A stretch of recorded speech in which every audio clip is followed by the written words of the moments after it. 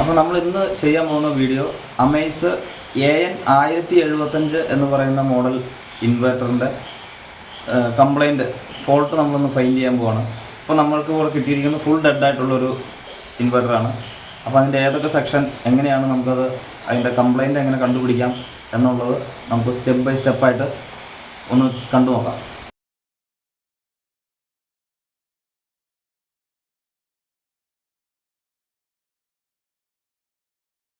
ഇത് ഫുൾ ഡെഡായിട്ട് വന്ന ഒരു സെറ്റാണ്. അപ്പോൾ നമുക്ക് ജസ്റ്റ് ഒന്ന് അഴിക്കാം.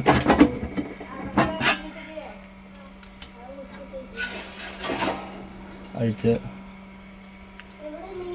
ഇതാണ് അതിൻ്റെ PCB നമ്മളൊന്നും അഴിച്ചെടുക്കുകയാണ്. ഇപ്പം നിലവിൽ ഇത് ഫുൾ ഡെഡാണ് സെറ്റ്, ഒട്ടും വർക്ക് ചെയ്യണില്ല. നമ്മളാദ്യം തന്നെ ഇതിനകത്തൊരു വയറൊക്കെ കണക്ട് ചെയ്ത് നെഗറ്റീവിനും പോസിറ്റീവിനും നമ്മൾ എക്സ്ട്രാ ഒരു വയർ പിടിപ്പിച്ചിട്ടുണ്ട്. നമുക്ക് കുറച്ചുകൂടെ എളുപ്പത്തിന് സർവീസ് ചെയ്യാൻ വേണ്ടിയിട്ടാണ് ബോർഡ് ഇതിൽ നിന്ന് അഴിച്ച് പുറത്തേക്ക് എടുത്ത് വെച്ചത്. അപ്പോൾ നമുക്ക് ഇതിപ്പോൾ ഞാൻ ഒരു വേറെ ബോർഡ് നിങ്ങളെ കാണിക്കാനായിട്ട് ഞാൻ എടുത്തതാണ്. കാരണം നമുക്ക് ഇതുപോലെ ഡെഡായിട്ട് തന്നെ ഒരു 90% ലൂമിനസിൻ്റെ അല്ലെങ്കിൽ അമേസിൻ്റെ ബോർഡിലും നമ്മൾ ചെക്ക് ചെയ്ത് നോക്കിയാൽ അറിയാം, ഈ പോസിറ്റീവ് വോൾട്ടേജ് ഇവിടുന്ന് പോസിറ്റീവ് സപ്ലൈ ബോർഡിൻ്റെ റെഗുലേറ്റർ സെക്ഷനിലേക്കും ബാക്കി സെക്ഷനിലേക്കും പോകുന്ന വഴിയിലുള്ള റെസിസ്റ്ററുകളാണ്, ലോ വാല്യൂ റെസിസ്റ്ററുകളാണ് ഈ R110 എന്ന് മാർക്ക് ചെയ്തേക്കുന്നതും അതുപോലെ R67 എന്ന് മാർക്ക് ചെയ്തേക്കണം ഈ രണ്ട് റെസിസ്റ്ററുകൾ. ഇത് ഒരെണ്ണം 2.2 ഓംസും ഇത് ഒരെണ്ണം 1 ഓംസും ആണ് വന്നത്. അപ്പോൾ നമുക്ക് അത് ബേണായി പോയിട്ടുണ്ടെങ്കിൽ അതിൻ്റെ അർത്ഥം അതിൻ്റെ ഔട്ട്പുട്ടിലേക്ക് പോകുന്ന സെക്ഷനിൽ എവിടെയെങ്കിലും ഷോർട്ടിങ് സംഭവിച്ചിട്ടുണ്ടെന്നാണ് അതിൻ്റെ അർത്ഥം. അപ്പോൾ മുമ്പ് കാണിച്ചു തന്ന ആ ബോർഡിലെ R110ഉം R67ഉം ബേണായി പോയിരിക്കുന്നത് കാരണം കൊണ്ട് ഞാൻ അവിടെ രണ്ടും 1 ഓംസ് MFR റെസിസ്റ്ററാണ് ഇട്ടേക്കുന്നത്, ക്വാർട്ടർ വാട്ടാണ് ഇട്ടേക്കുന്നത്. അത് ഇട്ടതിന് ശേഷവും ഈ ബോർഡ് ഈ റെസിസ്റ്ററുകൾ ഈ ബേൺ ചെയ്യണ ഒരു പയ്യെ ചൂടാവാൻ ടെൻഡൻസി കാണിച്ചു. അപ്പോൾ ഞാൻ ഡിസ്കണക്ട് ചെയ്ത് ഔട്ട്പുട്ട് ട്രേസ് ചെയ്ത് നോക്കണ സമയത്ത് ഈ റെഗുലേറ്റർ ICയുടെ ഔട്ട്പുട്ട് നമുക്ക് 3.2 വോൾട്ട് അല്ലെങ്കിൽ 3.3 വോൾട്ടാണ് കിട്ടേണ്ടത്. പക്ഷേ ഇതിൻ്റെ ഔട്ട്പുട്ടിൽ ആ വോൾട്ടേജ് നമുക്ക് കിട്ടുന്നില്ല. അപ്പോൾ അതിൻ്റെ ഔട്ട്പുട്ട് സംബന്ധമായിട്ട് എന്തോ ഷോർട്ടിങ് ഉള്ള കാരണം കൊണ്ടാണ് ഈ റെസിസ്റ്ററുകൾ ചൂടാവുന്നത്. നമ്മൾ മൾട്ടിമീറ്റർ നമ്മൾ കണ്ടിന്യൂറ്റിയിലേക്ക് ഇടണം. അതിനുശേഷം നമ്മൾ ഇതിൻ്റെ വോൾട്ടേജ് വന്ന പിന്നെന്ന് പറഞ്ഞു കഴിഞ്ഞാൽ ഇവിടെയാണ് 3.3 വോൾട്ട് വരേണ്ടത്. ഈ ട്രാക്ക് ഈ കൺട്രോൾ കാർഡിലേക്ക് സപ്ലൈ പോണതാണ് 3.3 വരേണ്ട സൈഡാണ് ഇതൊക്കെ. അപ്പോൾ നമ്മൾ നോക്കുമ്പോൾ തന്നെ കണ്ടോ, ആ 3.3 ഷോർട്ടിംഗ് ആണ് കാണിക്കുന്നത്, ബസറിൻ്റെ കണ്ടിന്യൂറ്റി കാണിക്കുന്നുണ്ടോ. അതുപോലെ ഈ കൺട്രോൾ കാർഡിലേക്കുള്ള സപ്ലൈ ഷോർട്ടിംഗ് ആണ് ചുരുക്കി പറഞ്ഞാൽ. അപ്പോൾ നമ്മൾ എന്നാ ചെയ്യേണ്ടതെന്ന് വെച്ച് കഴിഞ്ഞാൽ ഈ കൺട്രോൾ കാർഡിൻ്റെ കൺട്രോൾ കാർഡ് ഡിസ്മാൻറ്റിൽ ചെയ്യണം. അപ്പോൾ ഒന്നെങ്കിൽ നിങ്ങൾക്ക് ഡീസോൾഡറിങ് പമ്പ് ഉപയോഗിച്ച് വലിച്ചു കളയാം, അല്ലെങ്കിൽ സോൾഡറിങ് വിക്ക് എന്ന് പറഞ്ഞ ഒരു ചെറിയ വയർ ടൈപ്പ് ഒരു ഇത് വരുന്നുണ്ട്, അത് ഉപയോഗിച്ചാണെങ്കിൽ നമുക്കിത് പറിക്കാം. പറിക്കുന്നതിന് മുമ്പ് കുറച്ച് സോൾഡറിങ് പേസ്റ്റ് അപ്ലൈ ചെയ്തിട്ട് പറിക്കുകയാണെങ്കിൽ നമുക്ക് ഇത് പെട്ടെന്ന് തന്നെ പറിച്ചെടുക്കാൻ പറ്റും, റിമൂവ് ചെയ്യാൻ പറ്റും. പറിക്കുമ്പോൾ ശ്രദ്ധിക്കണം, ഇതിൻ്റെ ഈ പ്രിൻറ്റും ഇതിൻ്റെ ഈ ഹോളുകളുടെ ഇത് ഡബിൾ സൈഡ് PCB ആണ് തന്നെ. അപ്പോൾ എന്ന് വെച്ചാൽ നമ്മൾ പറിച്ചെടുക്കുന്ന സമയത്ത് വളരെ സൂക്ഷിച്ച് കെയർഫുള്ളായിട്ട് പറിക്കണം. അത് ഞാനിപ്പോൾ ഇത് ഓൾറെഡി പറിച്ച് വെച്ചാറുന്ന കാരണകൊണ്ടാണ് ഞാനിത് കാണിച്ചു തന്നെ. കാരണം ഇവിടെ നിന്ന് അങ്ങേ സൈഡിലേക്ക് ഇതിലൊരു റിങ്, ഇതിൻ്റെ ഈ ഹോളിൻ്റെ അതിടെ ഓരോ റിങ് പോയിട്ടുണ്ട്. അപ്പോൾ ആ റിങ് നമ്മൾ പറിച്ചെടുക്കുമ്പോൾ റിങ് ഈ പിന്നിൻ്റെ കൂടെ പോരാതെ നമ്മൾ ശ്രദ്ധിക്കണം.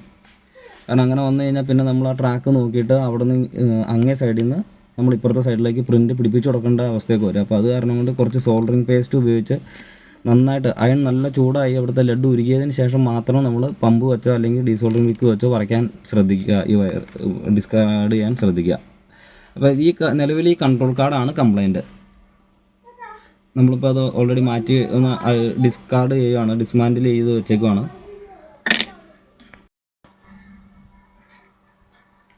ഇനി ഇത് ശ്രദ്ധിക്കുക, ഇത് ബാറ്ററിയുടെ നെഗറ്റീവാണ് ഇവിടെ വരേണ്ടത്. അപ്പോൾ ഈ വയർ ബാറ്ററിയുടെ നെഗറ്റീവിലേക്ക് ഞാൻ ഓൾറെഡി കണക്ട് ചെയ്തിട്ടുണ്ട്. ഇനി നമ്മൾ അടുത്തത് ഇതിലേക്ക് പോസിറ്റീവ് കൊടുക്കുകയാണ്. പോസിറ്റീവ് സപ്ലൈ കൊടുത്തു കഴിഞ്ഞപ്പോഴത്തേക്കും ജസ്റ്റ് റിലേ പിടിക്കുന്ന ഒരു സൗണ്ട് ഇതിനകത്ത് നമുക്ക് കേൾക്കാൻ പറ്റും. ഇനി മൾട്ടിമീറ്റർ നമ്മൾ DC വോൾട്ട് റേഞ്ചിലേക്ക് ഇടണം. DC വോൾട്ട് റേഞ്ചിലേക്ക് ഇട്ടതിന് ശേഷം നമ്മളിവിടെ വോൾട്ടേജ് അളന്ന് നോക്കുക. ഇപ്പോൾ ബാറ്ററി ഡൗൺ ആണ്, ചെറിയ കുറവുണ്ട് വോൾട്ടേജ് 11.4. ഇനി നമ്മൾ ആ കൺട്രോൾ കാർഡിലേക്കുള്ള 3.3 വോൾട്ട് വരേണ്ടതെന്നൊന്ന് ചെക്ക് ചെയ്ത് നോക്കാം. ഏകദേശം 3.2 വോൾട്ടിൻ്റെ അടുത്ത് കാണിക്കുന്നുണ്ട്. ഈ പിന്നിലും കാണിക്കുന്നുണ്ട്, ഇവിടെയും 3.3 കാണിക്കുന്നുണ്ട്. അപ്പോൾ റെഗുലേറ്റർ സെക്ഷൻ ഓക്കെയാണ്. റെഗുലേറ്റർ ICയുടെ കംപ്ലൈൻ്റ് അല്ല ശരിക്കും ഈ റെസിസ്റ്റർ ബേൺ ആയിക്കൊണ്ടിരുന്നത്, ഈ കൺട്രോൾ കാർഡ് ഷോർട്ടിങ് ആയതുകൊണ്ടാണ്. കൂടുതലും ലൈറ്റ്നിങ് സംഭവിച്ച സെറ്റുകളാണെങ്കിൽ ഏറ്റവും കൂടുതൽ ഈ കൺട്രോൾ കാർഡാണ് പോകാൻ സാധ്യത. റയറായിട്ട് മോസ്ഫെറ്റും പോകാറുണ്ട്. പക്ഷേ ഇതിപ്പോൾ നമ്മൾ മോസ്ഫെറ്റ് പോയിട്ടില്ലാത്ത കാരണം കൊണ്ടാണ് നമ്മൾ ഈ സെക്ഷനെല്ലാം ട്രേസ് ചെയ്ത് നോക്കുന്നത്. പിന്നെ വേറൊരു കാര്യം പറയാം, ഇതിൻ്റെ ഈ ഇൻവെർട്ടറിൻ്റെ ഫ്രണ്ടിലെ ഇൻഡിക്കേറ്റർ എല്ലാം കറക്റ്റായിട്ട് ഇപ്പോൾ ഇത് ഫുൾ ഡെഡാണ് സെറ്റ്. പക്ഷേ ഇൻ കേസ് ഇൻഡിക്കേറ്റർ കാണിക്കുന്നുണ്ട്, നമുക്കത് മെയിൻസ് വർക്ക് ചെയ്യണില്ലെങ്കിൽ അത് നമുക്ക് അടുത്തൊരു വീഡിയോ ആയിട്ട് ഞാൻ ചെയ്യാം. അങ്ങനെ ഒരു കംപ്ലൈൻറ്റും കൂടെ ലൂമിനസിന് വരാറുണ്ട്. പറഞ്ഞായിരുന്നല്ലോ വീഡിയോയുടെ മുമ്പ് തുടക്കത്തിൽ പറഞ്ഞാൽ, ഇത് ഓൾറെഡി ഞാൻ ഇതിൻ്റെ ഫോൾട്ട് ഇത് കാർഡ് ഞാൻ ഡിസ്കാർഡ് ചെയ്ത് വെച്ചായിരുന്നതാണ്, പറിച്ച് വെച്ചായിരുന്നതാണ്. ഇനിയിപ്പോൾ നമുക്ക് ഇതിൻ്റെ ഡീസോൾഡറിങ് ചെയ്യണത് എങ്ങനെയാണെന്നുള്ളത് ജസ്റ്റ് ഒന്ന് ഞാൻ കാണിച്ചു തരാം. ഇതിപ്പോൾ നമ്മുടെ ഡീസോൾഡർ ചെയ്യണ പേസ്റ്റാണ്. അപ്പോൾ ഡീസോൾഡർ ചെയ്യണ പേസ്റ്റ് ആദ്യം നമ്മൾ ആ പറിക്കാൻ ഉദ്ദേശിക്കുന്ന ടെർമിനലിലൂടെ നമ്മൾ അപ്ലൈ ചെയ്ത് കൊടുക്കണം. അപ്ലൈ ചെയ്ത് കൊടുക്കുക. വളരെ ശ്രദ്ധിച്ച് കൈകാര്യം ചെയ്യേണ്ട ഒരു ഭാഗമാണത്, കാരണം ഇതെല്ലാം ഡബിൾ സൈഡ് പ്രിൻ്റാണ് തന്നെ. അപ്പോൾ നമ്മൾ ആ ഡീസോൾഡറിങ് പേസ്റ്റ് അപ്ലൈ ചെയ്ത് കൊടുത്തിട്ടുണ്ട്. അതിന് ശേഷം അയൺ നന്നായിട്ട് ചൂടായതിന് ശേഷം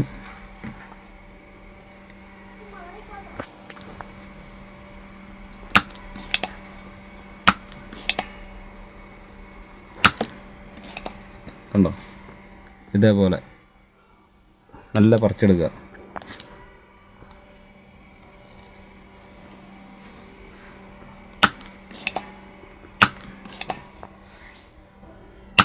വളരെ നല്ല രീതിയിൽ തന്നെ ഡിസോൾഡർ ചെയ്തെടുക്കണം. അവിടെ നമുക്ക് ആ ഹോള് കാണാൻ പറ്റണം, ലെഡ് കംപ്ലീറ്റ് വലിഞ്ഞെന്ന് നമുക്കൊരു ഉറപ്പ് വരണം.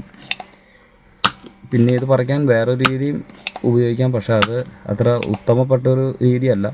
എല്ലാ പിന്നിലേക്കും കൂടെ കുറച്ച് ലെഡ് അപ്ലൈ ചെയ്ത് കഴിഞ്ഞിട്ട് കുറച്ച് വാട്ട് കൂടി അയൺ വെച്ച് ഒരുമിച്ച് അങ്ങ് ചേർത്ത് ഓടിച്ചു കഴിഞ്ഞാൽ, ഇങ്ങനെ ഒന്ന് ഓടിച്ചു കഴിഞ്ഞ് കഴിഞ്ഞാൽ ലെഡ് ഉരുകണതിനൊപ്പം നമ്മൾ പയ്യെ വയറങ്ങ് വലിച്ചെടുത്ത് കഴിഞ്ഞാലും പറിക്കാം. അതിലും കുറച്ചും കൂടെ നീറ്റ് ഇത് തന്നെയാണ്.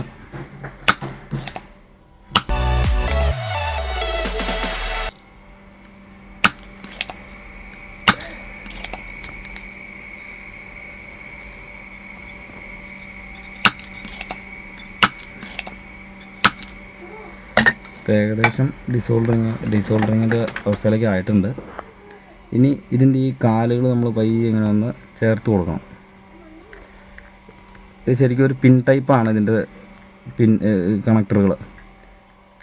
കാരണം അത് PCBയിലേക്ക് ഇങ്ങോട്ട് വരുമ്പോൾ അതിൻ്റെ ഒരു ലോക്ക് പോലെയാണ് ഇരിക്കുന്നത്. അപ്പോൾ നമ്മൾ ചെറുതായിട്ട് പയ്യെ അതൊന്ന് പ്രസ് ചെയ്ത് കൊടുത്തു കഴിയുമ്പോൾ അതവർ അതിൻ്റെ കണക്ഷൻ കറക്റ്റാവും. ഇനി നമ്മൾ മെല്ലെ ഒന്ന് അനക്കി നോക്കുക.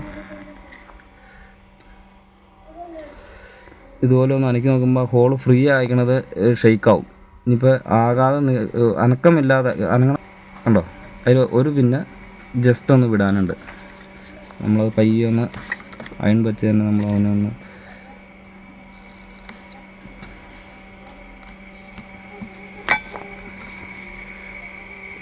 ഇപ്പോൾ എല്ലാ പിന്നും അനങ്ങുന്നുണ്ട്.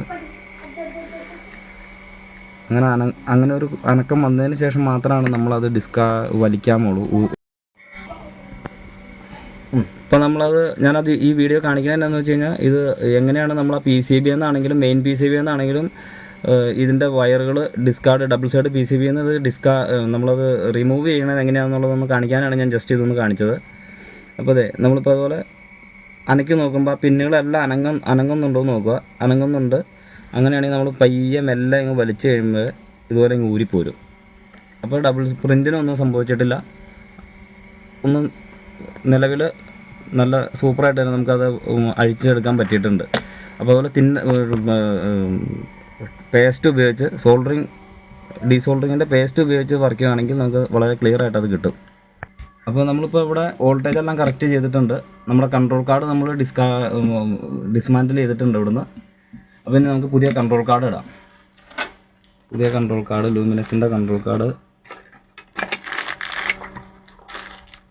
ലൂമിനസിൻ്റെ കൺട്രോൾ കാർഡാണ് ഇത്.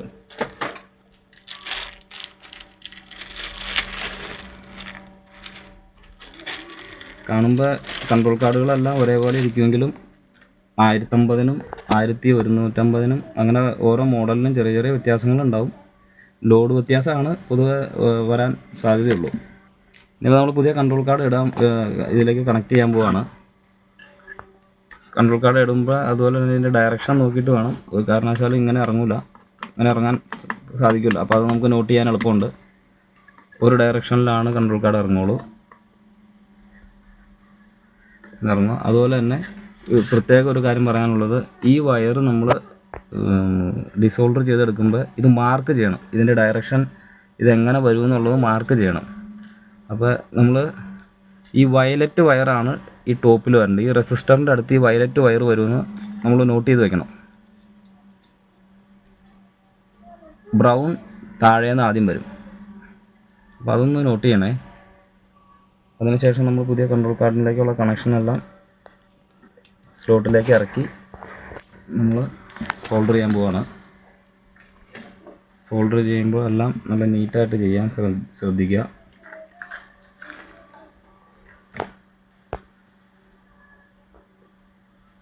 ബാറ്ററിയിൽ നിന്നുള്ള കണക്ഷനൊക്കെ റിമൂവ് ചെയ്തതിന് ശേഷം വേണം കൺട്രോൾ കാർഡ് സോൾഡർ ചെയ്യാനായിട്ട്. ഒരു കാരണവശാലും ബാറ്ററി കണക്ഷനായി കിടക്കരുത്.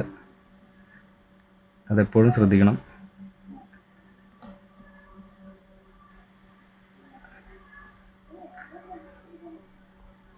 വളരെ കുറച്ച് ലെഡ് കൊടുത്ത് സോൾഡർ ചെയ്യുക.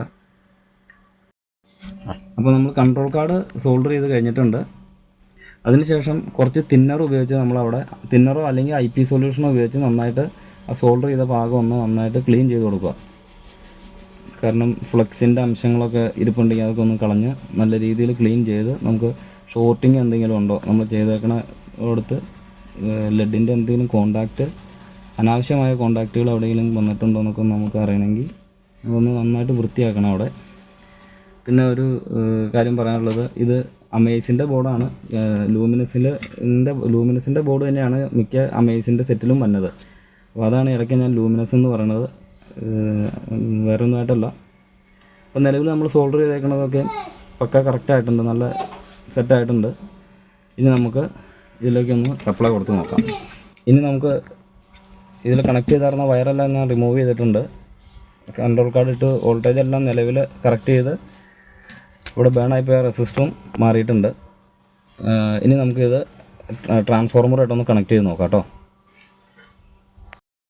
അപ്പോൾ നമ്മൾ പുതിയ കൺട്രോൾ കാർഡ് ഇട്ടു. നമുക്കിനി ഇത് ആ ട്രാൻസ്ഫോർമറായിട്ട് കണക്ട് ചെയ്യാം. അപ്പോൾ നമ്മൾ ജസ്റ്റ് ബോർഡ് അതിലേക്ക് കണക്ഷൻ കൊടുക്കാൻ പോവുകയാണ്.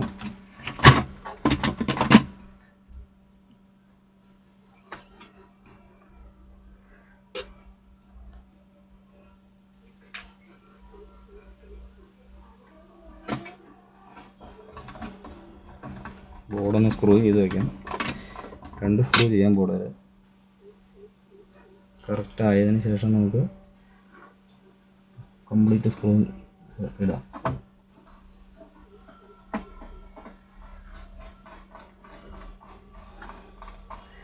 ലൂമിനസ് പൊതുവെ ഈ SMD സർക്യൂട്ട് ആയതുകൊണ്ട് റിപ്പയറിങ്ങിന് വന്നു കഴിയുമ്പോൾ ആൾക്കാർക്കൊരു ടെക്നീഷ്യന്മാരെ സംബന്ധിച്ച് പൊതുവെ ഒരു ബുദ്ധിമുട്ടാണ് അതിൻ്റെ കാര്യങ്ങൾ ഏറ്റെടുത്ത് ചെയ്യാൻ.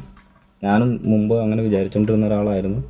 പിന്നെ ഇതുപോലെ ഒരെണ്ണം സർവീസിങ് എടുത്തു കഴിഞ്ഞപ്പോഴാണ് കുറേ സെറ്റുകൾ ഇപ്പോൾ ഇതുപോലെ രക്ഷപ്പെട്ടു പോയിട്ടുണ്ട്. കാരണം ആദ്യം ഞാനും ഇതുപോലെ ലൂമിനസ് ആയതുകൊണ്ട് കൂടുതൽ ശ്രദ്ധ കൊടുക്കാറില്ല. കാരണം ഇതിൻ്റെ കമ്പോണൻറ്റ് കാണുമ്പോൾ തന്നെ നമുക്കൊരു പേടിയായിരുന്നു. സാധനങ്ങൾ റിപ്പയർ ചെയ്യാൻ പറ്റുമോ, കിട്ടുമോ, ചെയ്യാൻ പറ്റുമോ എന്നുള്ളതൊക്കെ. സ്പെയറെല്ലാം നമുക്ക് അവൈലബിൾ ആണ്.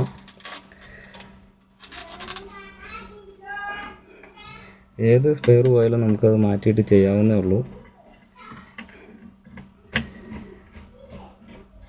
ലൂമിനസ് ആണ് ഒരു പരിധി വരെ ഒരുപാട് കംപ്ലൈൻ്റ് ആയിട്ട് നമ്മുടെ അടുത്ത് റിപ്പയറിങ്ങിന് വരാറുണ്ട്.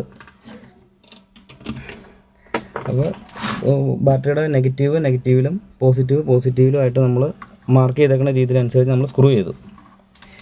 ഇനി ഇതിൽ ഓൾറെഡി അതിൻ്റെ കളറെല്ലാം അവിടെ എഴുതിയിട്ടുണ്ട് വയറിൻ്റെ. അപ്പോൾ റെഡ് ഇൻപുട്ട് ലൈൻ ഇന്നെന്ന് എഴുതിയേക്കുന്നിടത്തേക്ക് റെഡ് ഇന്ന് കുത്തി കൊടുക്കുക. റെഡ് എന്ന് എഴുതിയേക്കുന്നിടത്ത് ലൈൻ ഇന്നെന്ന് മാർക്ക് ചെയ്തിട്ടുണ്ട്. അവിടെ നമ്മൾ AC ഇന്നിൻ്റെ വയർ കണക്ട് ചെയ്ത് കൊടുക്കുക. ബ്ലാക്ക് എന്ന് എഴുതിയേക്കുന്നിടത്ത് അത് ന്യൂട്രലാണ്. ശരിക്കും നമ്മൾ ആ ന്യൂട്രലിൽ കുത്തി കൊടുക്കുക. ന്യൂട്രലിൽ കുത്തി കൊടുത്തിട്ടുണ്ട്. അതിനുശേഷം യെല്ലോ ഔട്ട്പുട്ടാണ്. അതിനുശേഷം ട്രാൻസ്ഫോർമറിൽ നിന്ന് തന്നെ ബ്ലാക്ക് എന്ന് എഴുതിയേക്കുന്നിടത്ത് കണക്ട് ചെയ്യുക. യെല്ലോ എന്ന് എഴുതിയേക്കുന്നിടത്ത് ട്രാൻസ്ഫോർമറിൽ നിന്ന് തന്നെ ഔട്ട്പുട്ട് വോൾട്ടേജ് വൈൻഡിങ് ആണത്, അത് കൊടുക്കുക. അതിനുശേഷം നമ്മുടെ ഇൻവേർട്ടറിൻ്റെ ഔട്ട്പുട്ട് അതിലെല്ലാം ലൈൻ ഔട്ടെന്നെല്ലാം മാർക്ക് ചെയ്തിട്ടുണ്ട്. ഇത് ട്രാൻസ്ഫോർമറിൽ നിന്ന് തന്നെ ഫീഡ്ബാക്ക് വൈൻഡിങ് ആണ്. ട്രാൻസ്ഫോർമറിൻ്റെ ഫീഡ്ബാക്ക് വൈൻഡിങ് ഒരു ട്രാൻസ്ഫോർമർ ഫീഡ്ബാക്ക് എന്ന് എഴുതിയേക്കുന്നിടത്ത് കണക്ട് ചെയ്ത് കൊടുക്കുക. ആ ഫീഡ്ബാക്ക് കിട്ടിയില്ലെങ്കിൽ ഇൻവെർട്ടർ ഓവർലോഡിൽ ഇൻഡിക്കേഷൻ കാണിച്ചുകൊണ്ടിരിക്കും. ഇത് സ്വിച്ച്, ഡിസ്പ്ലേ, LED കണക്ഷൻസ് എല്ലാം നമ്മൾ കൊടുത്തു. ഇത് LED കണക്ഷൻസ്, ഇത് സ്വിച്ച്. ഇനി നമുക്ക് ആദ്യം ട്രാൻസ്ഫോർമറിൻ്റെ ലോ വോൾട്ട് സൈഡ് കണക്ട് ചെയ്യുന്നതിന് മുമ്പ് നമുക്കൊന്ന് ബാറ്ററിയായിട്ട് കണക്ട് ചെയ്ത് നോക്കാം. ഇതിൻ്റെ കണക്ഷനെല്ലാം കൊടുത്തു. അപ്പോൾ ട്രാൻസ്ഫോർമറിൻ്റെ ലോ വോൾട്ട് സൈഡ് കൊടുക്കുന്നതിന് മുമ്പ് നമ്മൾ ആ ഹീറ്റ് സിങ്കർ വന്ന വോൾട്ടേജ് ഒന്ന് ജസ്റ്റ് നമുക്കൊന്ന് ചെക്ക് ചെയ്യാം. അപ്പോൾ നമ്മൾ ഇൻവെർട്ടർ ബാറ്ററിയായിട്ട് കണക്ട് ചെയ്യുകയാണ്. ഇപ്പോൾ ഇൻവെർട്ടർ ഓൺ ആയിട്ടുണ്ട്. അപ്പോൾ നമുക്ക് ജസ്റ്റ് ആ വോൾട്ടേജ് ഒന്ന് ചെക്ക് ചെയ്യാം. അപ്പോൾ നെഗറ്റീവ് എടുത്തു. ഏകദേശം 7.78 വോൾട്ടിൻ്റെ അടുത്ത് നമുക്ക് ആ വോൾട്ടേജ് കിട്ടുന്നുണ്ട്. ഓരോ ഹീറ്റ് സിങ്കറും നോക്കാം. ഒരു സൈഡ് ഏകദേശം കറക്റ്റാണ്. ബോർഡ് ഓക്കെ, വർക്കിംഗ് ആണ്. ഇനി നമുക്ക് ഈ ട്രാൻസ്ഫോർമറിൻ്റെ കണക്ഷൻ കൊടുക്കാം. അപ്പോൾ നമ്മൾ ഹീറ്റ് സിങ്ക് ട്രാൻസ്ഫോർമറുമായിട്ട് കണക്ട് ചെയ്തു. ഇനി നമ്മൾ ബാറ്ററിയിലേക്ക് കണക്ട് ചെയ്യാൻ പോകുന്നു ഇൻവെർട്ടർ. ഇൻവെർട്ടർ നമ്മൾ ബാറ്ററിയായിട്ട് കണക്ട് ചെയ്തു. ഇനി നമുക്ക് ഇൻവെർട്ടറിൻ്റെ സ്വിച്ച് ഒന്ന് ഓൺ ചെയ്ത് കൊടുക്കാം. ഇൻവെർട്ടർ വർക്കിംഗ് ആണ്. UPS മോഡിൽ വർക്കിംഗ് ആയിട്ടുണ്ട്. ഇനി നമുക്ക് ഇതിൻ്റെ ഔട്ട്പുട്ട് വോൾട്ടേജ് ഒന്ന് ചെക്ക് ചെയ്ത് നോക്കാം. അതിന് മൾട്ടിമീറ്റർ AC വോൾട്ടേജിലിടുക. നമ്മൾ ആ ഔട്ട്പുട്ട് സോക്കറ്റിലൊന്ന് ചെക്ക് ചെയ്യുകയാണ് വോൾട്ടേജ്. 205 വോൾട്ടിൻ്റെ അടുത്ത് കിട്ടുന്നുണ്ട്. നമുക്കിനി ഒരു ബൾബ് ഒന്ന് ലോഡ് ചെയ്ത് നോക്കാം.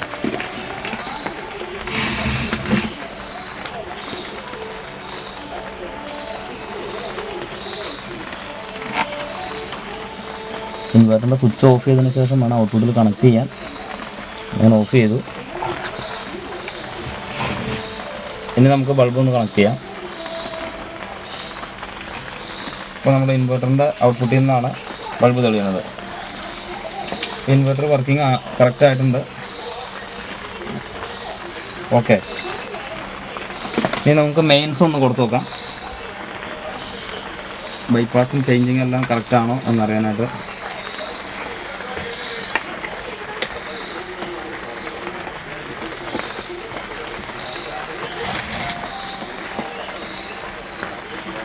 മെയിൻസിലേക്ക് മാറിയിട്ടുണ്ട്. ഇനി ചാർജിങ് നടക്കുന്നുണ്ട്. നമുക്ക് ചാർജിങ് ആംപിയർ എത്ര എടുക്കുന്നുണ്ടെന്ന് നോക്കാം. ഇൻവെർട്ടർ KCBയിലേക്ക് ചേഞ്ച് ആയിക്കോണം. ഇനി നമുക്ക് ചാർജിങ്ങിൻ്റെ ആംപിയറും കൂടെ ഒന്ന് നോക്കിയേക്കാം. ഏകദേശം 8 ആംപിയർ എടുത്ത് ചാർജിങ് നടക്കുന്നുണ്ട്. അപ്പോൾ ഈ ഇൻവെർട്ടറിന് റെഡി ആയിട്ടുണ്ട്. ഇനി നമുക്കിത് അടച്ചു കൂട്ടി